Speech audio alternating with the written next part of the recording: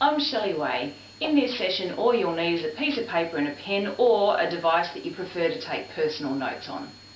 This workshop gives you a clearly defined step of processes to work through if you're needing to have a challenging conversation with someone. They're quite simple and easy to tackle. Step 1. Separate your emotion from the situation. Step 2.